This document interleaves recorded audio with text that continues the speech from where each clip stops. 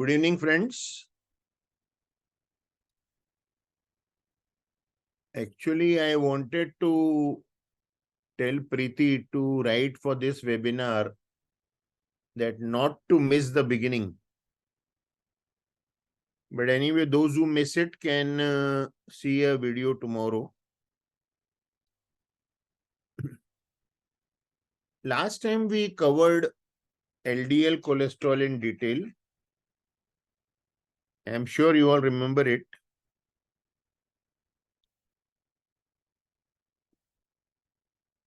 That time, a lot of people said triglyceride, and which was like a natural progression of LDL cholesterol to triglyceride, because triglycerides are an independent risk factor, not only for atherosclerotic cardiovascular disease, but also for acute pancreatitis.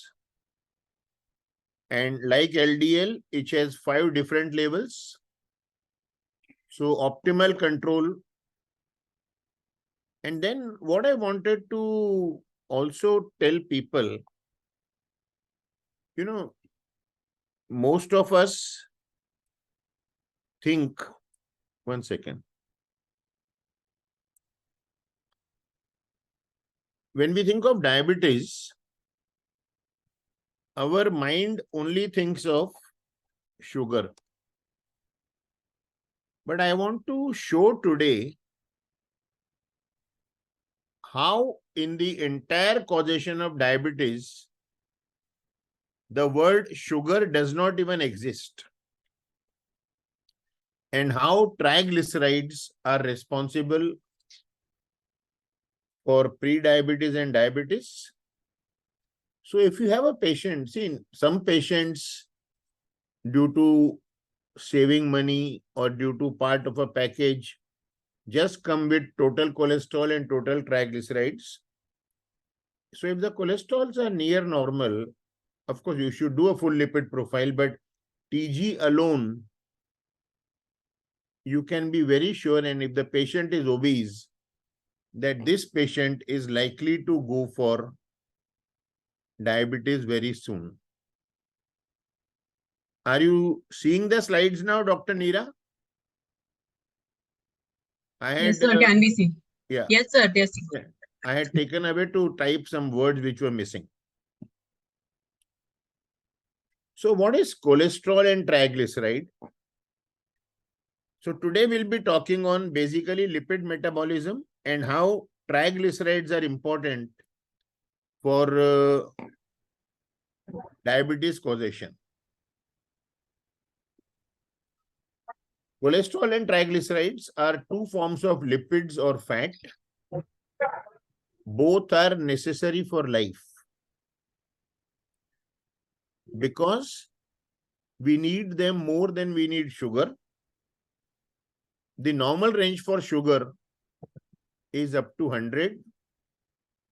The normal range for cholesterol is up to 200. The normal range of triglyceride is up to 150. So we need them for survival, but we need them for survival only. There are 2 types of lipids: simple lipids, cholesterols and fatty acids. Complex lipids, cholesterol esters and glycerol esters, that is triglycerides. Triglycerides are stored mainly in fatty tissue. So our adipose tissue, fat within our muscles, fat around the kidney, they all store triglycerides. And they provide an alternative source of energy when we are into hypoglycemia or when our metabolism of starvation takes on. Then these triglycerides break down and form what is called as a neoglucogenesis. Complex lipids, they are produced when cholesterol or fatty acids combine with other molecules containing alcohol. Glycerol is a form of that, to form compounds known as esters. Don't go into the physiology much. We'll come to what is practical for us subsequently. There are three main types. One is a triglyceride, stored mainly in adipose tissue and provide an alternative source of energy by the release of fatty acid. So they release fatty acids, and if they break down, there is a high level of fatty acids in the body. So most overweight or obese patients have high level of fatty acids in the blood. Phospholipids, which we know are a very important part of cell wall of all cells. Cholesterol esters, which are stored as in the form of cholesterol in cells. How are lipids transported? We try to mix oil in water. It does not mix, it floats. So if lipids had to get mixed into the plasma and reach the tissues, they have to be packaged in such a way that they can travel, they can mix with liquid. During the initial pass through GI tract, they are packaged as chylomicrons and secreted into the circulation. They break down into chylomicron remnants and finally delivered to the liver. We'll see the whole metabolism subsequently. Since lipids are not soluble in water, as I have just explained, the principal constituent of blood is water. These must be modified or packaged in a way in order to be suspended in plasma and not float above that. And this is called lipoprotein. This is achieved by combining lipids with proteins. Apolipoprotein is the first stage, which forms a carrier complexes called lipoproteins and resecreted back into the circulation. Okay. Lipoproteins are tiny spheres, circular in shape, with a core of varying amounts of cholesterol and triglyceride wrapped in a shell composed of phospholipids. So a lipoprotein is basically with the core of fat or lipids, making it possible to get suspended in plasma. This is our GI tract, where the food we eat is absorbed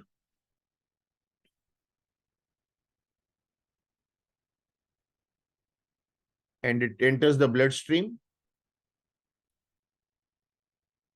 From the bloodstream, the nutrients reach liver through portal circulation. Fats are packaged into lipoproteins so that they remain suspended in plasma and travel to various cells and tissues and not just float around. Cholesterol is carried by lipoproteins and then again released into the bloodstream. There are three types of lipoproteins. If you see smallest, medium, and large. And these lipoproteins then travel to the tissues and are consumed by the tissues for energy. Type of lipoprotein, the largest is chylomicron. This is the reason that we say lipid profile should be tested only at a 12-hour fasting, not earlier. Because chylomicron take about 10 to 12 hours to break down. They are so big, they are 1000 nanometer. If we collect a blood for lipid profile earlier, then other lipids will not be visible, only chylomicrons will be picked up. Then we have VLDL, very low density, which is 70 nanomicrons. Imagine 1070. Then we have LDL, low density lipoprotein, which is 20 nanomicrons. And finally, we have HDL, which is high density lipoprotein, 10 nanomicrons. If you see, the number of cells remain the same. How they are packaged is different. That is why the name very low density, and high density. Total cholesterol, VLDL, LDL and HDL, and triglyceride. If you see in any lipid profile, triglycerides and VLDL are first cousins. They go hand in hand.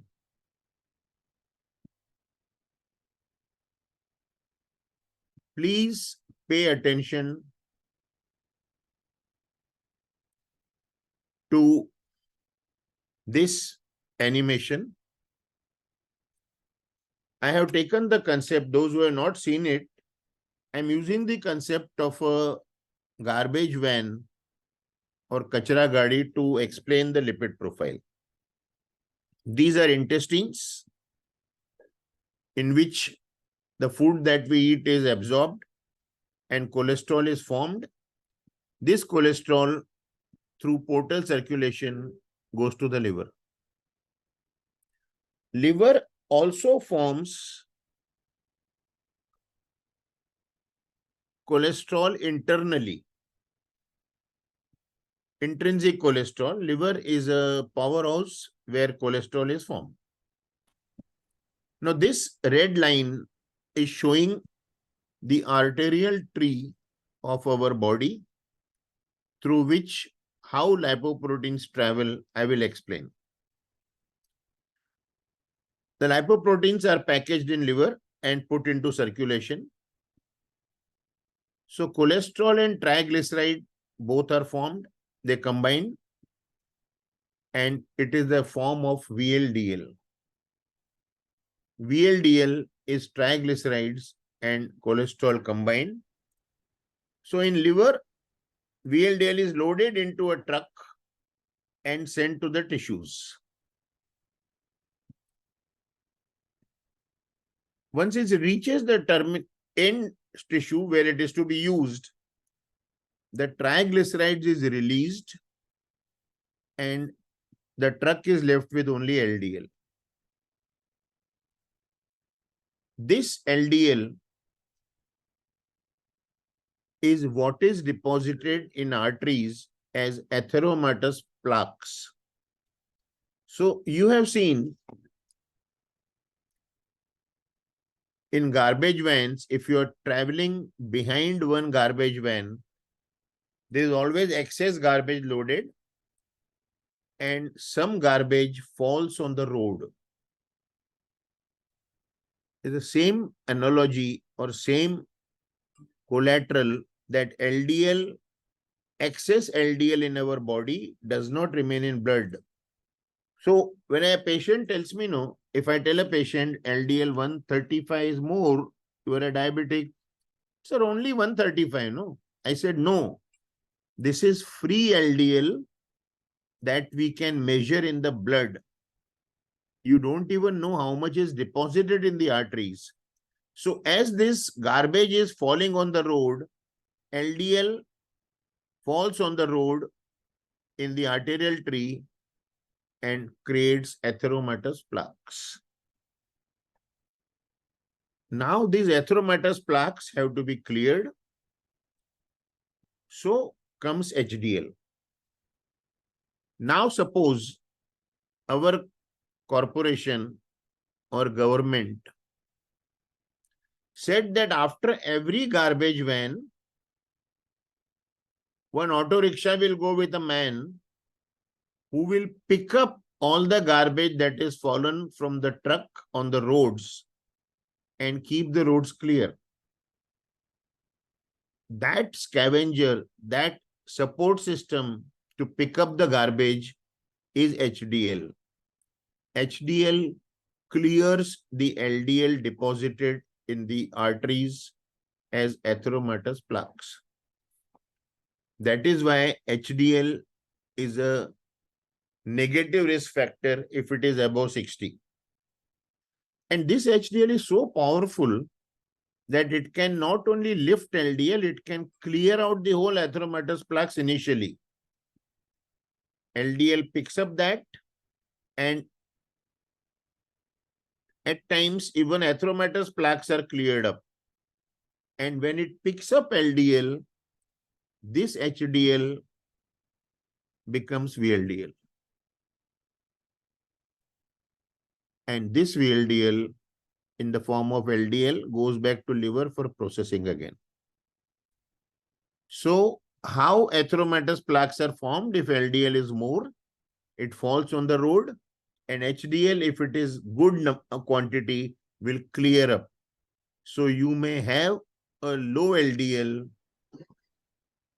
good, no risk, but if your HDL is low, that is another risk, because if the garbage falls in your arterial tree, there is no way of picking it up.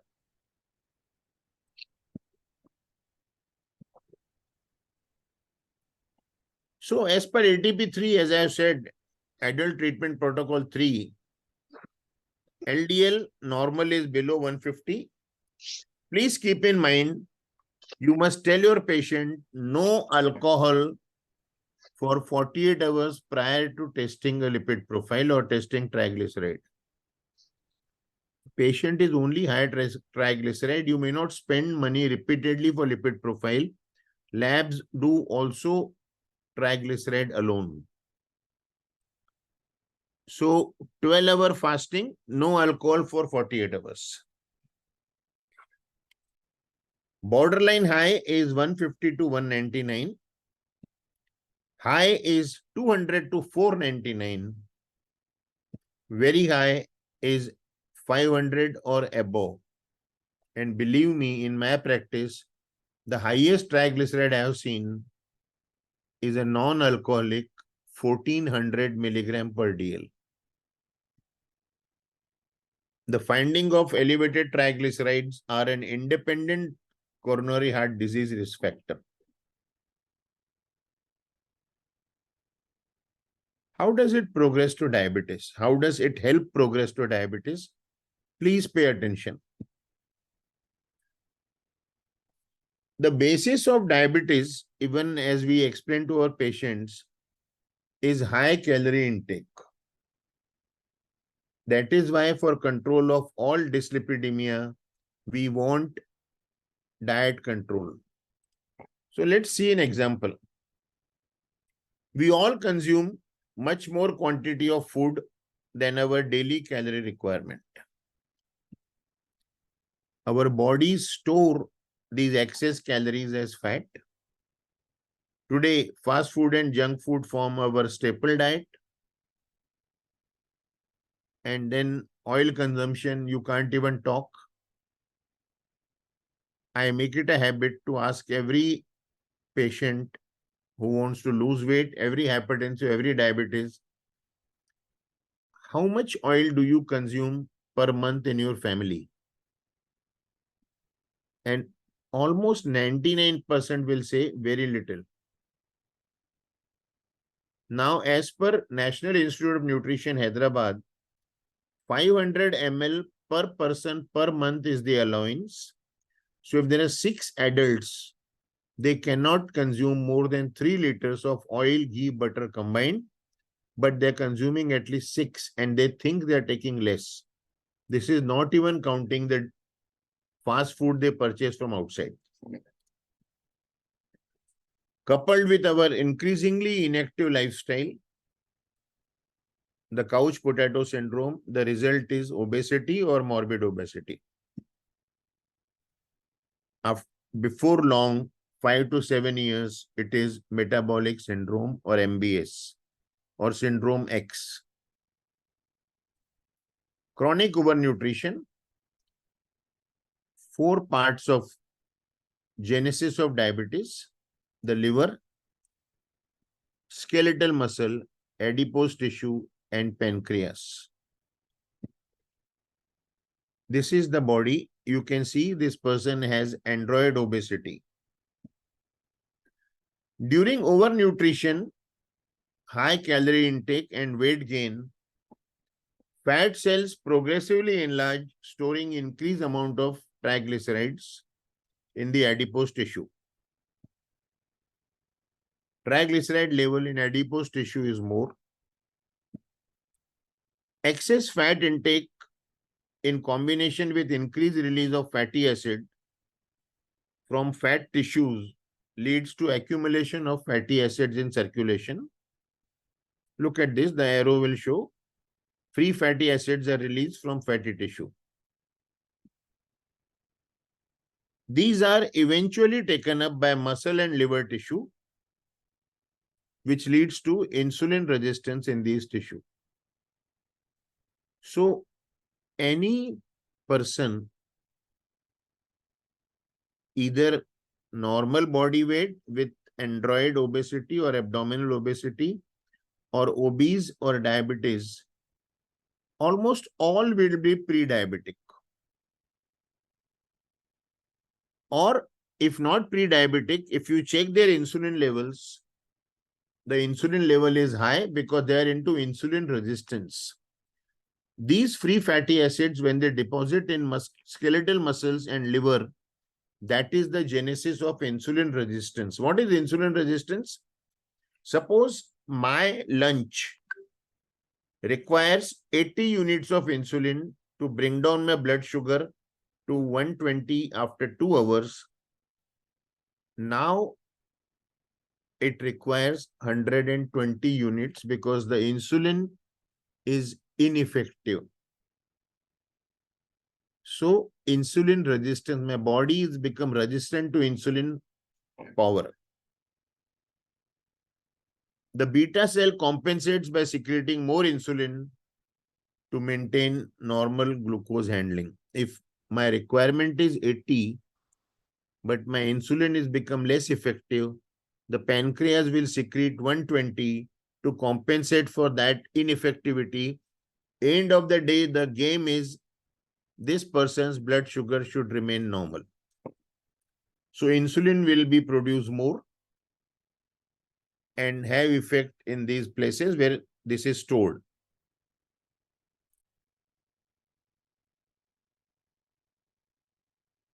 If chronic overnutrition continues, people continue to eat, insulin resistance is silent. Pre-diabetes and diabetes also are silent. And liver triglycerides build up. Eventually, the capacity of the liver to store triglycerides is exceeded. The liver can't hold anymore. Liver also has a limit. No? When this occurs, the liver produces increased level of triglyceride-rich lipoprotein, mainly VLDL. And this VLDL is pushed into the circulation to reach the tissues.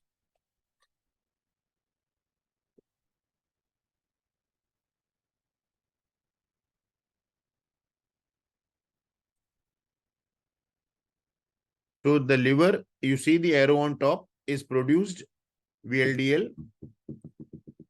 VLDL contains triglyceride and LDL. And as a result, because LDL is more, HDL is consumed to clear that LDL. The HDL level goes down.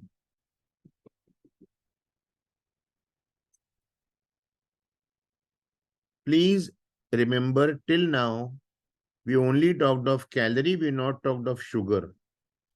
This person may not be taking sugar, jaggery, honey at all, but his calorie consumption is more. He takes 4 chapatis for breakfast, 6 for lunch, 6 for dinner. This in turn leads to increased triglyceride and LDL and reduced HDL cholesterol.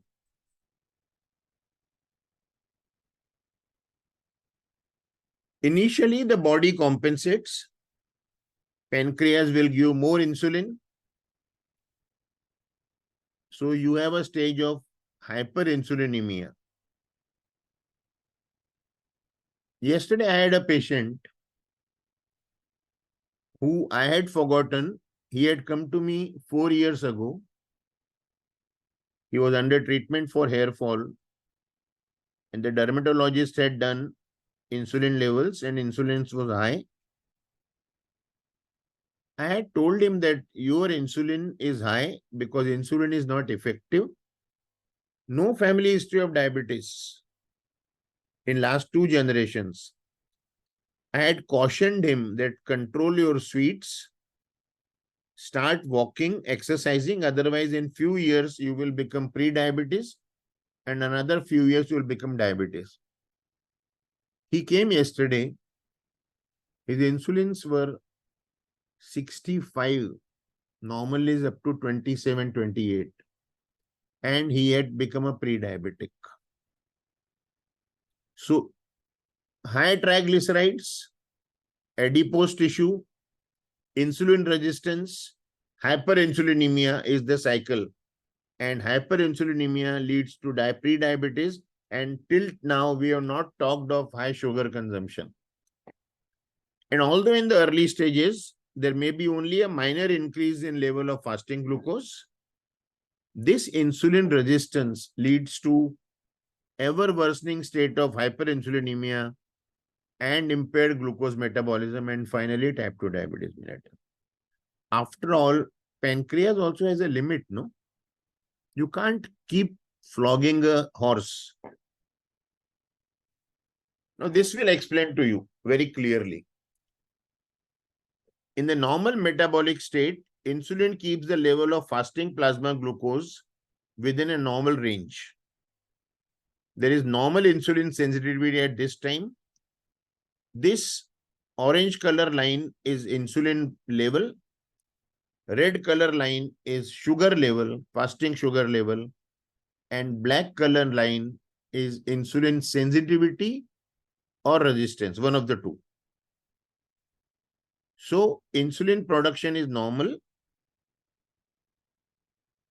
Fasting plasma glucose is normal. And insulin is sensitive enough. If my meal requires 30, 40, 50 unit, my body produces that much unit. This is a normal person who is not consuming high calories. This person starts eating more. Gradually,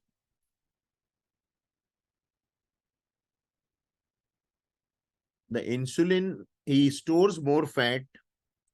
Gradually, the insulin resistance becomes more, sensitivity becomes less. This is IR, insulin resistance. And because insulin is ineffective, body produces more insulin. Imagine insulin required is this much. Now body is producing so much. Because with this also, the blood sugar level rises very slightly and the patient fools himself saying, oh, it is borderline. And now you see this orange line beginning to come down. That means pancreas is getting fatigued and gradually the insulin production is about to drop.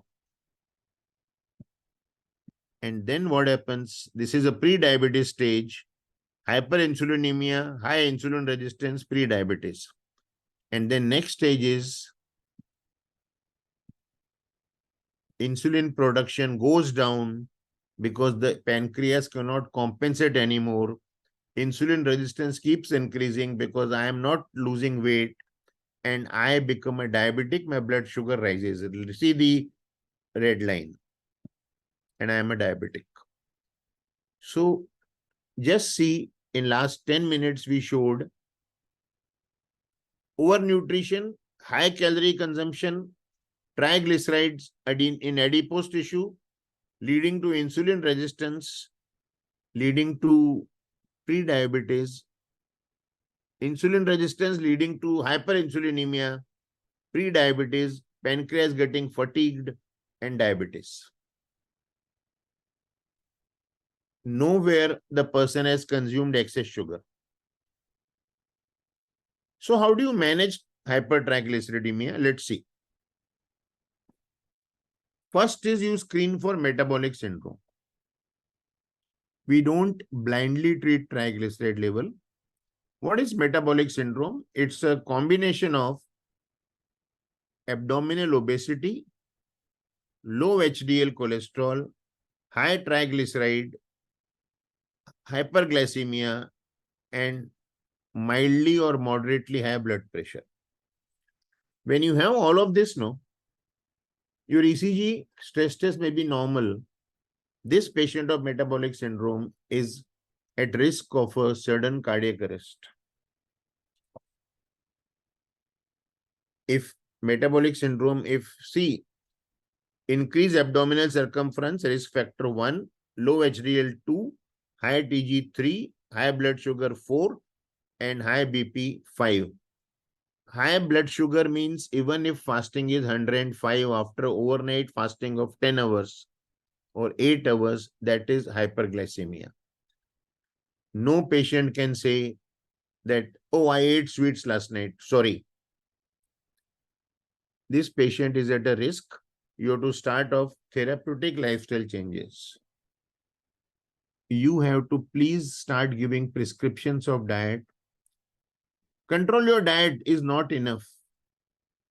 Body weight control, and body weight control how much? 1 kilogram in a month is common for anyone. That 1 kilogram may sound little, but it's 12 kg in a year. Regular physical activity, totally stopping smoking, avoidance of high carbohydrate food, and diet low in saturated fat like ghee and vanaspati and sugar. High carbohydrate food. You know, ever when you go to the mall next time, pick up a sugar-free cookie and you will see the calorie and carbohydrate in that touching the sky. So the person thinks he is eating sugar-free cookie, but he's consuming a lot of carbohydrates and calories. Search for secondary causes. There are causes of triglycerides is secondarily raised due to some conditions: nephrotic syndrome, diabetes mellitus, chronic renal failure, hypothyroidism, and various medications. I will tell you, if you have a newly detected diabetic and TG around 400, HbA1c 9, you may not start treatment for triglyceride. You give therapeutic lifestyle changes and you bring down the sugar levels, the triglycerides will drop automatically.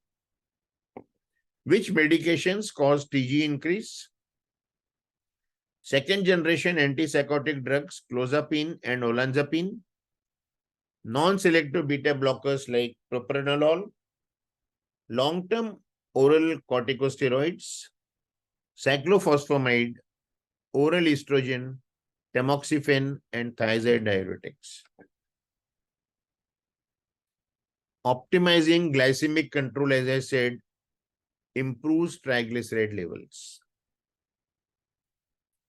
So if I have a patient of diabetes accidentally detected, fasting 140, PP 240, HbA1c 8 or 9, I don't do lipid profile that time.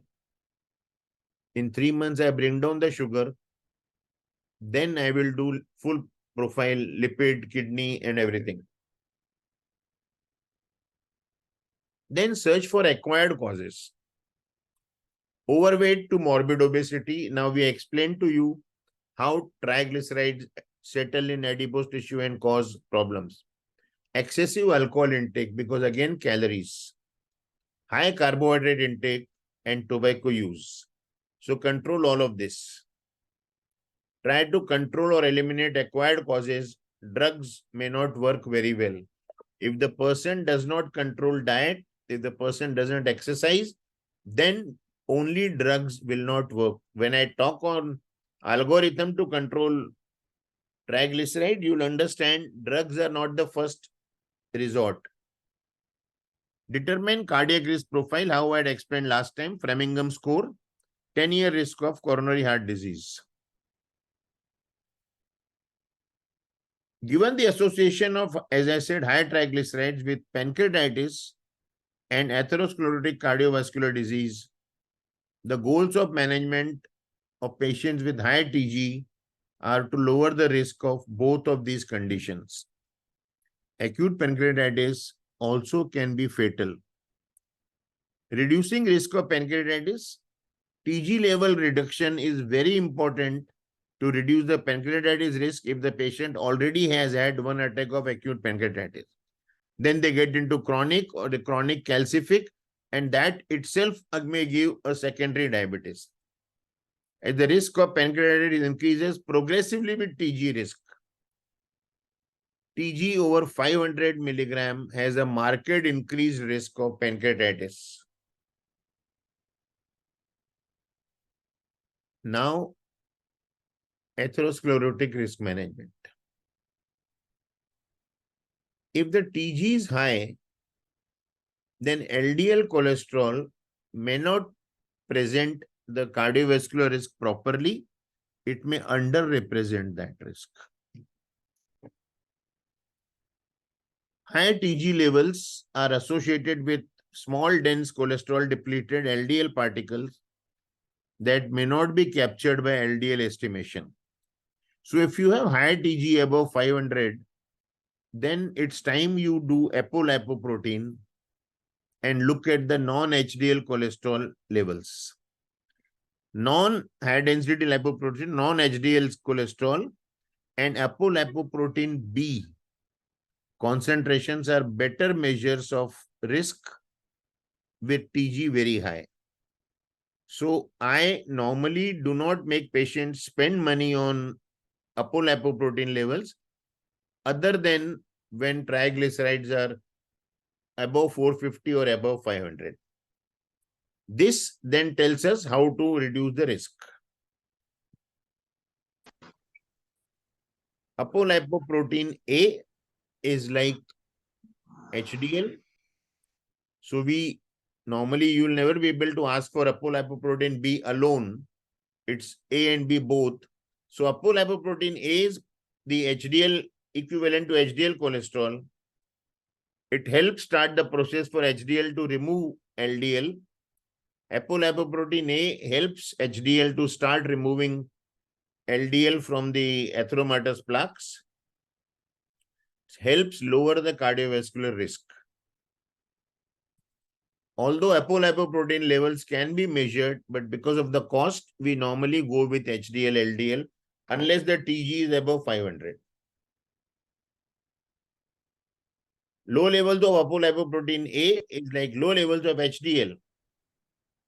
Liver disorders, nephrotic syndrome, chronic renal failure, coronary artery disease, and cholestasis or fatty liver stage 3 or maybe cirrhosis.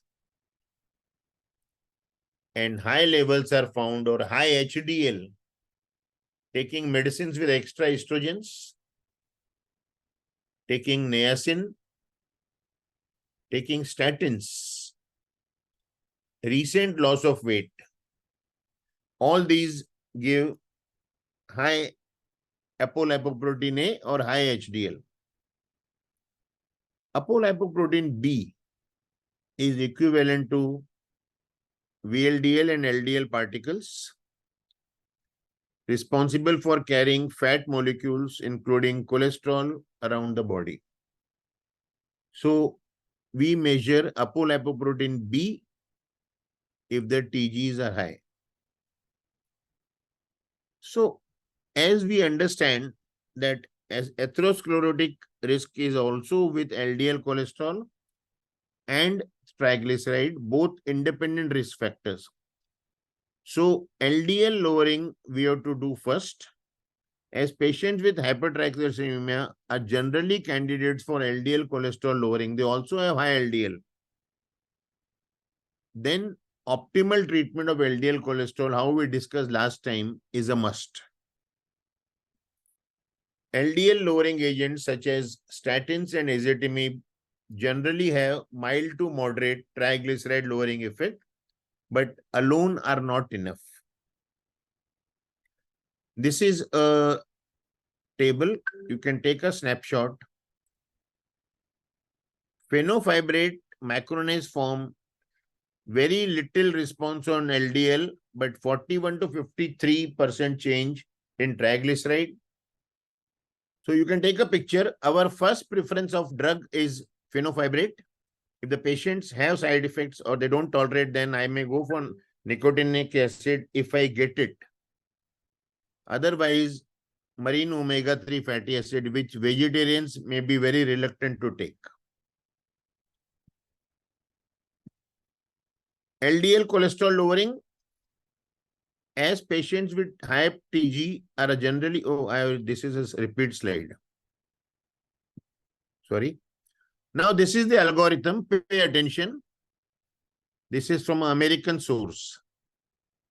Borderline high triglyceride 150 to 199. High triglyceride 200 to 499. And very high triglycerides above 500. All the three initiate therapeutic lifestyle changes, therapeutic nutrition, optimize glycemic control if needed, screen for metabolic syndrome, and search for secondary or acquired high triglyceride. The TG is missing there. Do not just start treatment like that. Treatment of triglyceride will fail if the patient is not controlling diet or losing weight.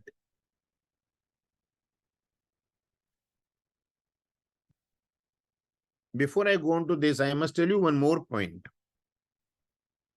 If I do a lipid profile and the patient's lipid profile is deranged, LDL cholesterol and TG both are high, and the patient said last 5 days I attended a wedding and I had heavy meals, triglycerides could be because of that. LDL cholesterol cannot be blamed on previous night's meal or previous 1 week's meal and all that thing. So first is, after you've done therapeutic lifestyle changes, when that is going on, work on reaching LDL cholesterol goal. We discussed last time how to arrive at a goal for each patient. Is patient at or near LDL cholesterol goal? If it is no, add statin or increase statin until LDL cholesterol goal is arrived or achieved. Patient is already there, very good. Consider adding a fibrate, niacin or omega-3, because now we are treating TG also, but I will prefer the LDL cholesterol to be near normal before that. Consider statin first for moderate to high risk patient, as the risk of myopathy is higher in patient with statin and fibrates. For very high, we'll see in the next slide. If triglyceride is above 1000 milligram per DL, now see, even now we are not starting medication. Initiate a very low fat diet. 15% of daily calories should be fat. Normally we allow 20 to 35% of fats, and aggressive body weight reduction. 1.5 to 2 kilo a month is 18 to 24 kilos a year. If you reach TG below 500, not yet, consider adding a fibrate, niacin or omega-3 fish oil. If you reached below 500,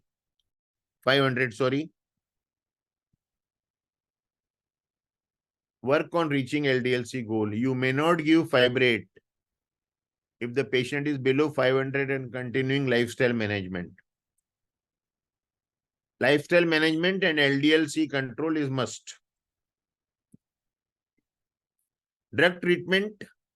Before starting fibrate therapy, patient should start on an adequate lipid-lowering diet.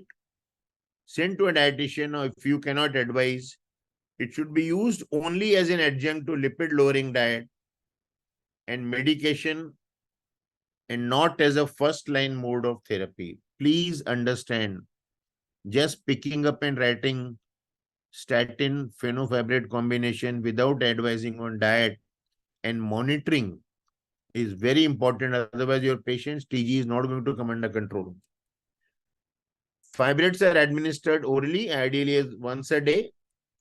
Primary hypercholesteremia or mixed dyslipidemia start with 120 milligram daily.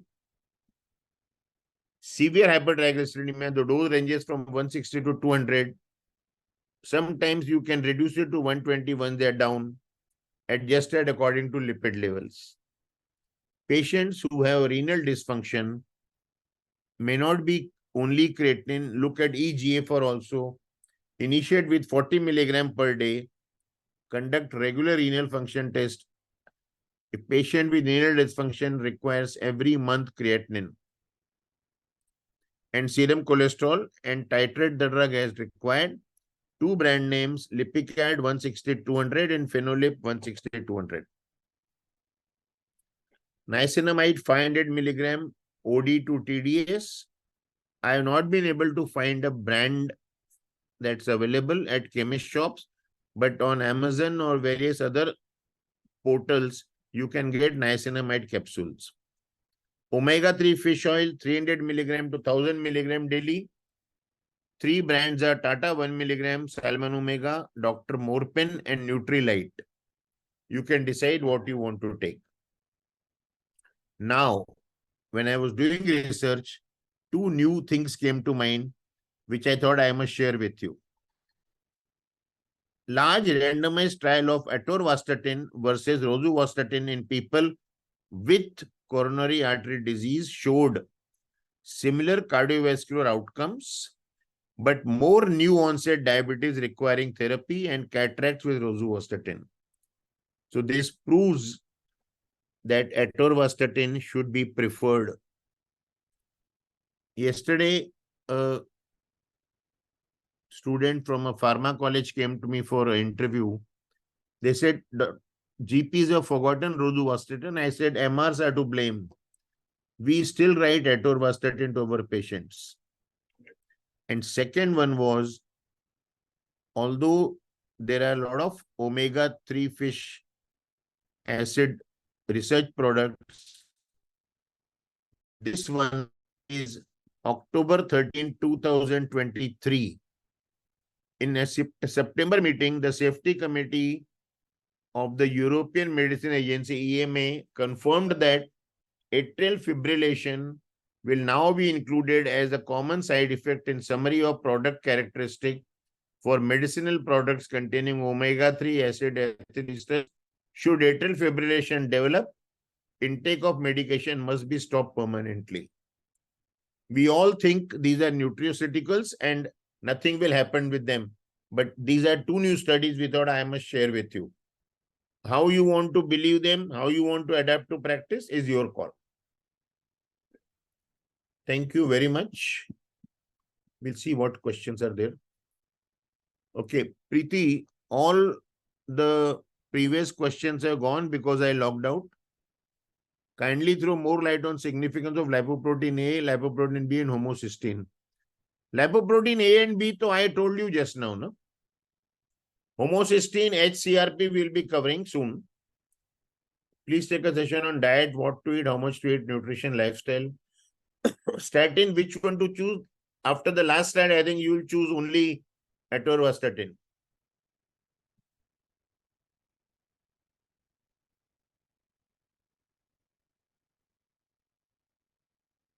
Dr. Kasliwal asking, one of my patient has a HbA1c of 6.4, total cholesterol is 236 and a triglyceride 194.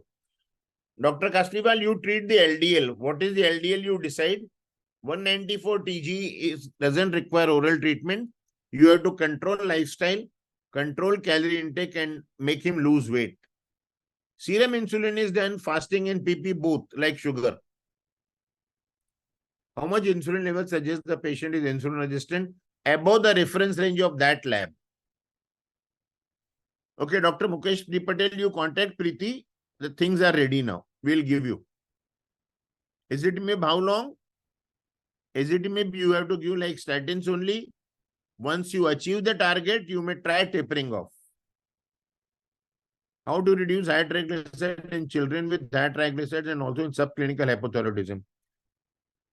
Dr. Anju Vora, the mainstay is lifestyle management, weight loss, diet control.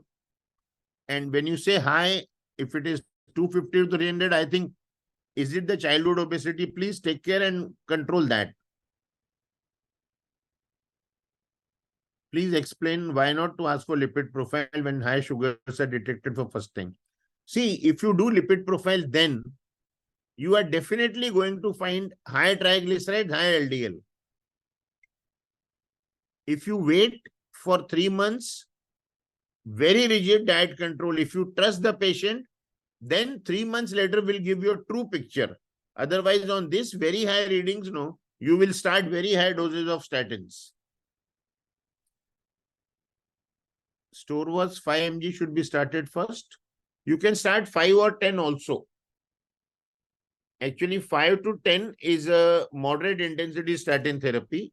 You can start depending on the levels.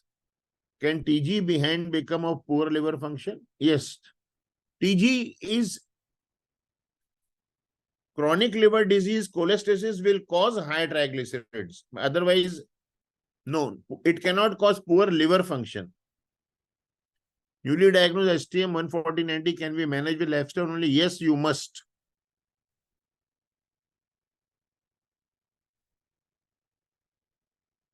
Preeti, share your number here.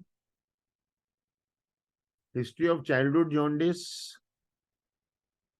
No relation to the childhood jaundice is mostly physiological jaundice, unless the child had viral hepatitis age 5, 6 above, means after newborn. NAFLD will cover next time. It's a full talk. If TG comes under control, fatty liver reverses back. Yes, fatty liver till stage 2 is reversible with aggressive lifestyle management.